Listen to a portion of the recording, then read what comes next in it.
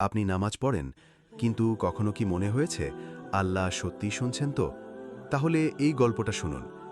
এক গরিব মুসলিম ভাই বাজারে একটা ছোট্ট দোকান চালাতো। বড় কিছু ছিল না, সামান্য মালামাল, পুরনো দোকান আর একটা বড় বিশ্বাস, আল্লাহ আমার রিজিকদাতা। প্রতিদিন সকালে দোকান খোলার আগে তিনি 2 রাকাত নামাজ পড়তেন।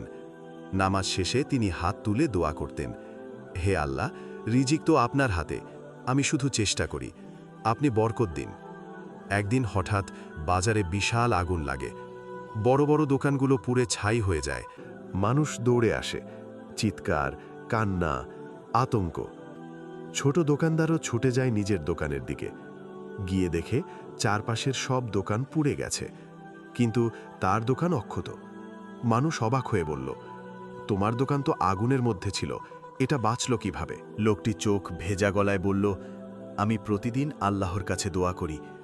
আগুন নিজে কিছু করতে পারে না যদি আল্লাহ না চান। শক্তিশালী, কিন্তু আল্লাহর আদেশ ছাড়া কিছুই নয়।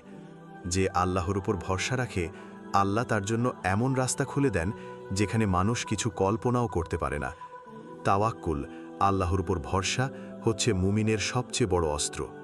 ভাই ও বোনেরা, যদি গল্পটি আপনার অন্তরে লেগে যায়, তাহলে দয়া করে একটি শেয়ার করুন।